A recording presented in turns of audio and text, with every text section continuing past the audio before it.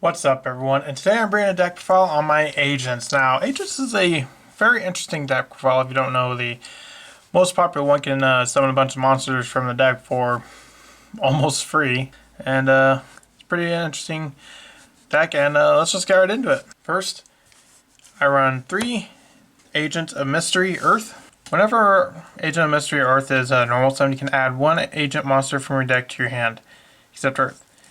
Or, if Sanctuary of the Sky is on the field, you can add 1 Master Hyperion from deck to your hand instead. You're really going to use it for the first effect. Like, the Hyperions are pretty cool, but they don't really do a whole lot, especially on turn 0. Also run 3, the Agent of Life Neptune. Neptune, you can discard this card to special summon 1 Agent monster from your hand or graveyard, except Neptune. Or if Sanctuary of the Sky is on the field, you can special summon a Hyperion monster instead. And if this card is banished, you can add 1 Sanctuary of the Sky from your deck to your hand. So it's definitely really cool because it can, essentially, I'd say your best play would probably be to roll the Diviner of Herald, and then use this effect to special summon the Agent of Creation Venus from your hand, or some other card, depending on what you have.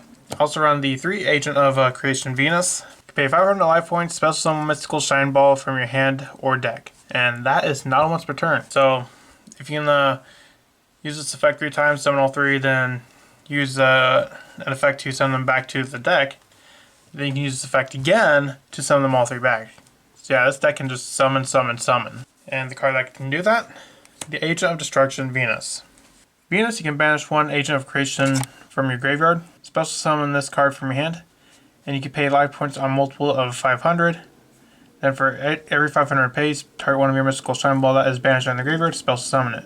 But place them on the bottom of the deck when they leave the field. All of the downside to this is you can only use 1 Agent of Destruction Venus effect per turn. So, essentially, if you were to summon this off its own effect, you can't use its other effects to summon the Mystical Shine Balls. Speaking of the Shine Balls, I run 3 Mystical Shine Balls. There's not really much to them. Also run 3 Diviner of Herald. Diviner of Herald is really good. If this card is a normal special summon, you can send 1 fairy monster from your deck or extra deck to the graveyard. If you do, increase this card's level by that monster's level. Now, it's got a secondary effect. You can special summon 1 if it's attributed. You can special summon 1 level 2 or lower fairy monster from your hand or deck, except Diviner of Herald, which is also really good.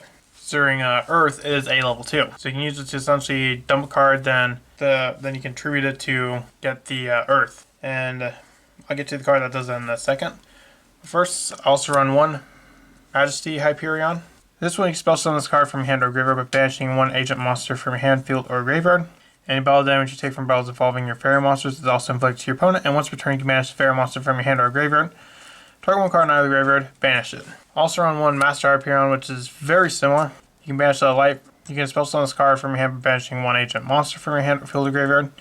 And once per turn, banish a light from your graveyard. Then target 1 card on the field, destroy that target. So, on your first turn, if you're going first, these aren't really going to do much of anything because your opponent's not really going to have anything to really mess around with.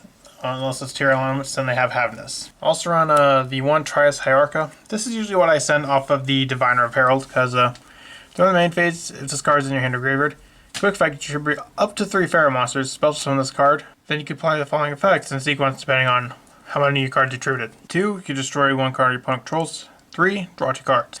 Now, you really don't need it for the secondary effect, you just want it for the effect to tribute the Diviner of Herald.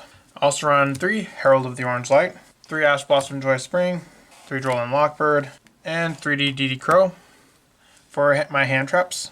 Going on to spells, I run 3 Sacred Waters in the Sky. Sacred Waters in the Sky, you can activate a Sanctuary of the Sky directly from your deck, or add 1 monster that mentions Sanctuary of the Sky from your deck to your hand. Then if Sanctuary of the Sky is on the field or in either graveyard, this card gains 500 life points for each Hyperion on an Agent monster you control. So this is one of your searchers. Also run a Chorus in the Sky. With this, you can target a fairy monster in your graveyard, add it to your hand. Then, if Sanctuary of the Sky is on the field or in the graveyard, you can add 1 of your banished Sanctuary in the Sky or 1 of your banished cards that mentions it to your hand. This is also a lot of recursion as well. Also run the 1 Sanctuary in the Sky. Sanctuary in the Sky really isn't that great of a card, considering all it does is battle damage with the fairy involving that monster becomes 0. It doesn't really do much. But you kind of need it for the other effects. Also run 2 Celestial Transformation. This allows you essentially special summon a fairy monster from your hand, which is definitely going to be really helpful. So if we have this and the Agent of Destruction Venus, then we can summon it that way, and we don't have to waste its summon effect to where we can actually use the secondary effect. Also got to call by the grave because you definitely don't want to get hand trapped. Moving on to traps, I run 1 Fallen Sanctuary. When this card is activated, you can set a Sanctuary in the sky or 1 spell trap that mentions it directly from your deck. This card names becomes Sanctuary of the Sky while in the field or in the graveyard. So it's like a second Sanctuary of the Sky. You can banish 1 fairy monster from your graveyard, then target effect monster opponent controls, negates its effects until the end of this turn. So it's also a effect negation as well. So it's like a Sanctuary of the Sky but with an imperm effect. You know, like one of the 3 imperms I run. Moving on to the extra deck, I run 1 of the Executor of the Underworld Pluto. It's always treated as an agent card, and once per turn, you can banish 1 monster from your graveyard, then target 1 effect monster on the field, change it to face down defense position. And this is a quick effect if the Sanctuary of the Sky is in the field or either graveyard. You can banish this card from the graveyard to add Sanctuary of the Sky from your deck or graveyard to your hand. So it can essentially become a book, as well as it has a little bit of recursion itself as well. I also run the 1 Master Flare Hyperion.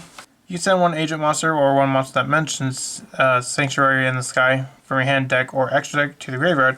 To the end phase, this card name becomes that monster's original name and replaces this effect with that card's effect. When your opponent activates a card or effect, quick effect, you can banish a fairy monster from your hand or graveyard, target 1 card on the field, banish it. So it's got a quick effect banish, and it can also replace the effect of one of your monsters. Also run 1 Cupid Pitch. Cupid Pitch doesn't come up too often, but there are scenarios where it can come up. Also run the 1 Crocodragon. Like Cupid Pitch, it doesn't really come up too often, but it does occasionally come up.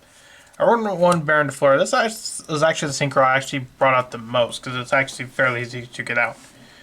Literally, all you need is 1 of the Hyperions or Trias Herica plus the Agent of Earth, and you got a Baron de Fleur.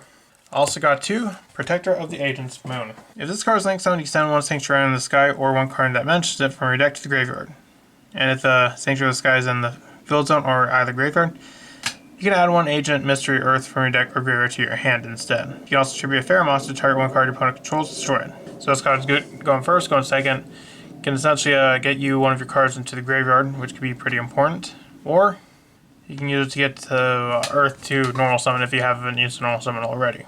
Next, I run 1 Celestial Nightlord Parshath. You can discard 1 card and add 1 Sanctuary in the Sky or 1 card that specifically lists Sanctuary in the Sky in its deck, from your deck or hand. But if you control the Sanctuary in the Sky, you can add 1 fairy monster instead.